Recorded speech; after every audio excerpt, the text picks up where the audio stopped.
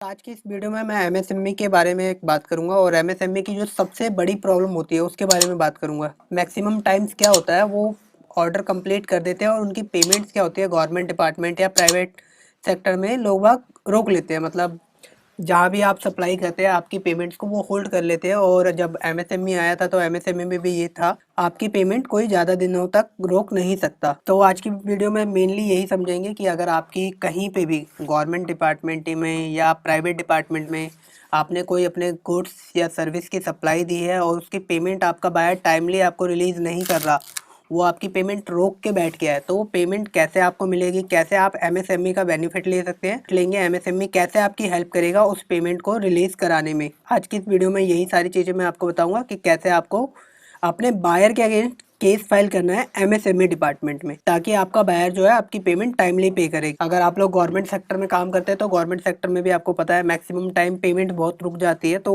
उनके खिलाफ भी आप केस कर सकते हैं। अगर आप प्राइवेट सेक्टर में काम कर रहे हैं तो उनके खिलाफ भी केस फाइल कर सकते हैं एमएसएमई एक्ट के थ्रू। लेकिन इसके लिए ये मैंडेटरी है कि आप एमएसएमई में रजिस्टर्ड होने चाहिए। एमएसएमई में आप माइक्रो या स्मॉल एमएससी होने चाहिए, मीडियम नहीं होने चाहिए। इस स्कीम का जो फायदा मिलेगा सिर्फ दो लोगों को मिलता है, माइक्रो और स्मॉल को। तो अगर आप भी एमएसएमई में रजिस्टर्ड है, नहीं है, कैसे किया जाता है एमएसएमई में रजिस्टर्ड, तो आई बटन पे आपको लिंक मिल जाएगा, वहाँ से वीडियो देख के आप अपना एमएसएमई का रजिस्ट्रेशन कर लीजिए। देखिए इसके लिए सबसे मेन क्या करना है, आपको गूगल पे जाना है। गूगल पे जाते के साथ टाइप करना है एमएसएमई समाधान। जैसे ही आप एमएसएमई समाधान टाइप करेंगे आपके ये वेबसाइट आएगी एक, आपको इस वेबसाइट पे क्लिक करके आगे का प्रोसेस कंप्लीट प्रोसेस करना है। कैसे करना है वो मैं पूरा प्रोसेस बताऊँगा, पहले मैं वेबसाइट दिखा देता हूँ आपको।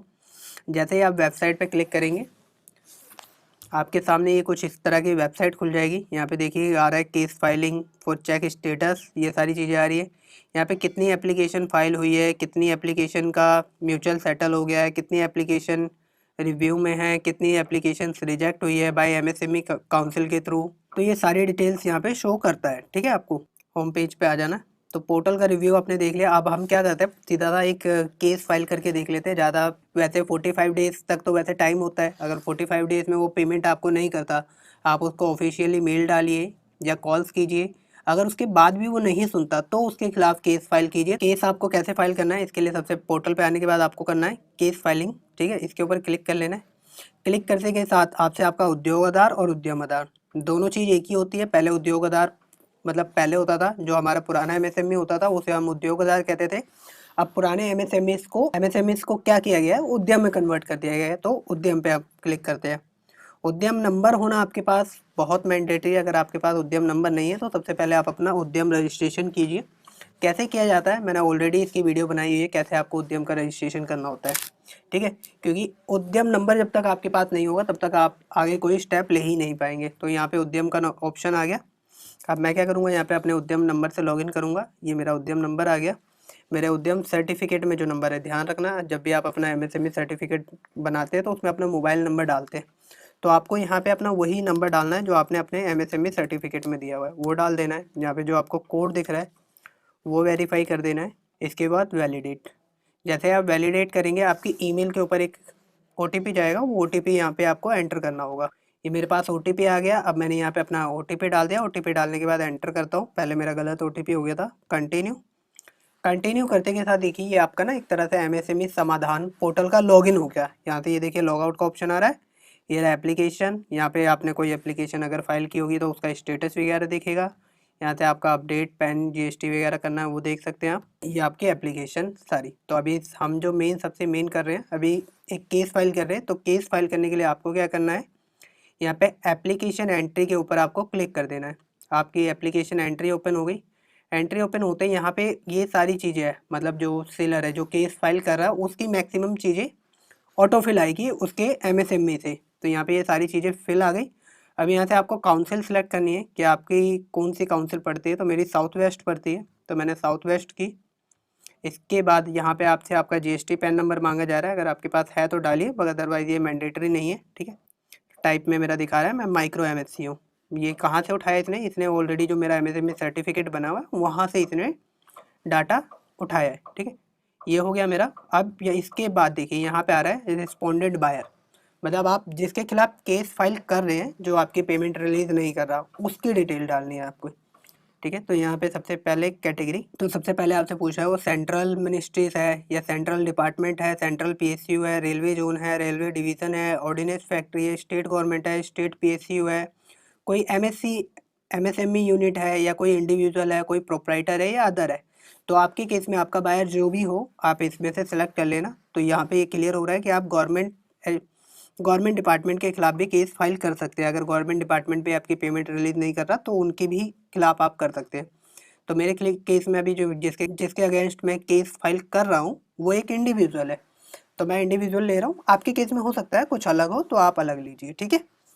यहाँ पे मैंने एक इंडिविजुअल लिया। इसके बाद स्टेट, वो जो मेरा बायर है जिसके खिलाफ मैं केस कर रहा हूँ वो किस स्टेट का है वो सिलेक्ट करना है आपको। यहाँ पे वो दिल्ली का है। इसके बाद नाम डाल देना है आपको इस पे, मैं जिसके खिलाफ केस कर रहा हूँ प्रताप शर्मा, मैं प्रताप शर्मा के नाम केस डाल रहा हूँ। आप यहाँ पे कंपनी नेम भी डाल सकते हैं अगर आप कंपनी के नाम से कर रहे हैं तो, क्योंकि मैं इंडिविजुअल के नाम केस फाइल कर रहा हूँ तो इसलिए मैं प्रताप शर्मा डाल रहा हूँ, ठीक है। इसके बाद यहाँ पे आपको अपने बायर का डिस्ट्रिक्ट सिलेक्ट करना है, वो किस डिस्ट्रिक्ट का है, उसका एड्रेस जो भी है। अब एड्रेस कैसे पता चलेगा, देखिए इसके यहाँ पे जो चीज़ों का ध्यान रखना है, address, email ID, mobile number आपको करेक्ट डालने। और ये करेक्ट कैसे डालेंगे आप, क्योंकि अगर आप उससे पेमेंट की डिमांड कर रहे हैं तो सिंपल सी बात है, उसने पहले आपको ऑर्डर दिया होगा, ऑर्डर देने के बाद आपने उसको बिल बना के स्टॉक डिलीवर किया होगा, तो आपके पास परचेज ऑर्डर और सेल इनवॉइस दोनों की कॉपी अवेलेबल होनी चाहिए। मैं आपको दिखा देता हूँ परचेज ऑर्डर सेल इनवॉइस कैसी होती है। ये देखिए कुछ इस तरह का आपका होता है परचेज ऑर्डर। जब भी आपको कोई सामने वाली पार्टी ऑर्डर देती है तो आपके सामने परचेज ऑर्डर आता है। सेम जैसे आपके पास कोई टेंडर अवार्ड होता है, कोई बिड मिलती है आपको जेम पोर्टल पे, तो आपके पास कॉन्ट्रैक्ट कॉपी जनरेट होती है, वो आपकी पीओ कहलाती है। और कोई प्राइवेट सेक्टर से ऑर्डर आता है तो वो इस तरह का आपको परचेज ऑर्डर देता है कि भाई मैंने आपको ये परचेज ऑर्डर दिया है, आप स्टॉक करो।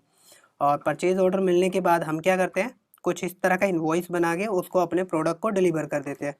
तो आपके पास ये दोनों डॉक्यूमेंट अवेलेबल होने चाहिए, क्योंकि यहाँ पे अपलोड भी करने होते हैं दोनों डॉक्यूमेंट, ठीक है। अब तो हम कहाँ थे, यहाँ पे थे एड्रेस पे। तो एड्रेस के लिए मैं क्या करूँगा, मैं उसके परचेज ऑर्डर पे जाऊँगा कि ये था इसका परचेज ऑर्डर बायर का, और इसका एड्रेस जो था ये है। तो मैं इसके एड्रेस को कॉपी कर लूँगा और वहाँ पे पेस्ट कर दूँगा। आप टाइप कर देना, मैं अभी कॉपी पेस्ट कर रहा हूँ। यहाँ पे मैंने एड्रेस डाल दिया, उसका मोबाइल नंबर डालना है मेरे को बायर का। यहाँ से मैंने मोबाइल नंबर डाला जिसके खिलाफ मेरे को केस फाइल करनी है। मेरे पास उसका जीएसटी नंबर है तो नहीं, मेरे पास उसका जीएसटी नंबर नहीं है। अगर आपके पास है तो आप उसका जीएसटी नंबर डाल सकते हैं और यहाँ पे दोनों पे यस कर सकते हैं कि आप परमिशन दे रहे हैं कि आप इनके खिलाफ इनको नोटिस पास कर सकते हैं, ठीक है। अभी मेरे पास इसका जीएसटी नंबर नहीं है तो मैं नो कर रहा हूँ। उसकी ऑफिशियल ईमेल आईडी डालनी है मेरे को यहाँ पे, जो भी मेरा बायर है, क्योंकि मेरे को ऑर्डर आया होगा तो उसने ईमेल भी किया होगा। तो यहाँ पे ईमेल डाल देना है मुझको। ईमेल वैसे ऑप्शनल है, इसके डरिए मत कि मैंडेटरी तो नहीं है। बाकी यहाँ से चेक बॉक्स पे आपको अमाउंट कितना लेना है उनसे, तो मैंने यहाँ पे अमाउंट देखा मेरा कितने का बिल पेंडिंग है, 15,750 रुपये मुझे इनसे लेने हैं। तो मैंने यहाँ पे 15,750 रुपये डाल दिए कि मैं इनसे इतना रुपये मांगता हूँ। अब अमाउंट एंटर करने के बाद देखिए मैंने आपको बताया ना आपके पास वर्क ऑर्डर कॉपी और इनवॉइस दोनों चीज़ होनी चाहिए। तो यहाँ पे आपको आपका वर्क ऑर्डर नंबर डालना है कि जब आपको ऑर्डर आया था तो उनके थ्रू एक डॉक्यूमेंट इशू हुआ होगा, जो ये होता है हमारा वर्क ऑर्डर। इसका वर्क ऑर्डर कॉपी नंबर डालना है। तो ये रहा मेरा वर्क ऑर्डर कॉपी। आपको कहीं से भी आता है, कोई भी ऑर्डर मिलता है, चाहे गवर्नमेंट डिपार्टमेंट से मिल रहा है चाहे प्राइवेट से, तो पहले कॉन्ट्रैक्ट मिलता है, आपके पास वर्क ऑर्डर आता है। जो गवर्नमेंट सेक्टर में डील करते हैं मैक्सिमम लोग, मुझे जो फॉलो करते हैं जेम पोर्टल वाले होते हैं, तो उनको भी पता है जब भी आपको ऑर्डर आता है तो आपके पास एक कॉन्ट्रैक्ट की कॉपी डाउनलोड करने का ऑप्शन आता है जेम से। तो जो आपका कॉन्ट्रैक्ट नंबर होता है आपको यहाँ पे वो डालना है, ठीक है। इसके बाद इन्वॉइस की डेट, आपको कॉन्ट्रैक्ट किस डेट पे मिला था, तो आप यहाँ से कॉन्ट्रैक्ट की डेट डाल दो। ये कॉन्ट्रैक्ट आपको कब मिला था, मेरे को सितंबर 15 में मिला था ये कॉन्ट्रैक्ट, ठीक है। अब इसके बाद इनवॉइस मैंने डिलीवर कब किया, तो ये मैंने डिलीवर किया है इनको। यहाँ पे मैंने इनको जो डिलीवर की, मेरे पहले मैं डालता हूँ अपना इनवॉइस नंबर।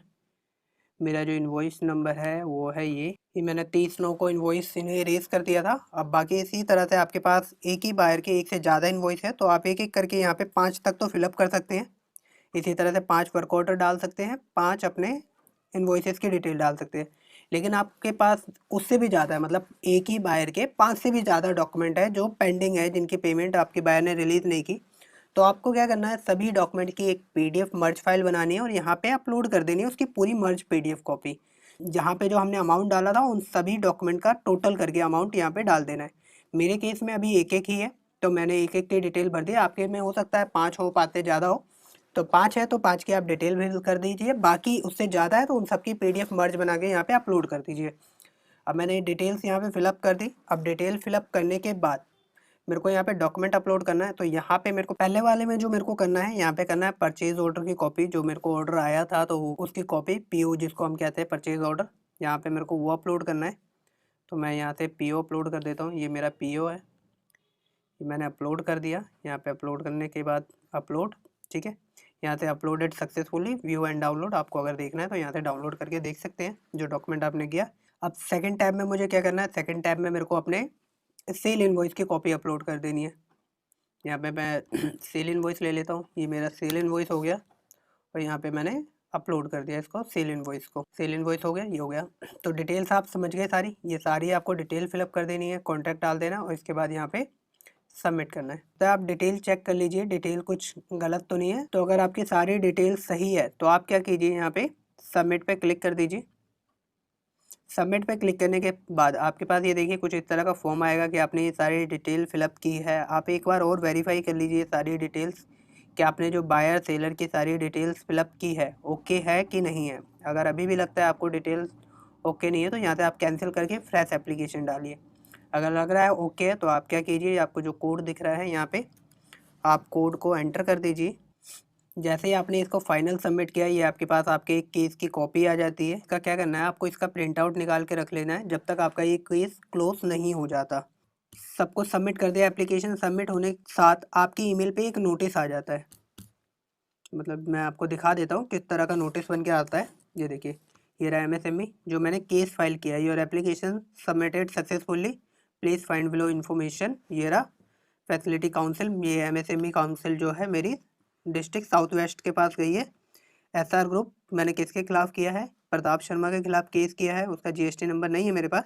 ये आ गया। ये जो ये 2 डॉक्यूमेंट तो वो है जो हमने अपलोड किए थे। ये थर्ड डॉक्यूमेंट, ये देखिए नोटिस, ये नोटिस पूरी जनरेट होके आ गई। ये मेरी नोटिस है, नोटिस बन के पूरी क्लियरली बन गई है। मैंने इतने रुपए का केस किया है इस बायर के ऊपर MSME एक्ट के थ्रू, ठीक है। ये सारी चीज़ें आ गई। अब आपको क्या करना है, इसका प्रिंट आउट निकाल लेना है।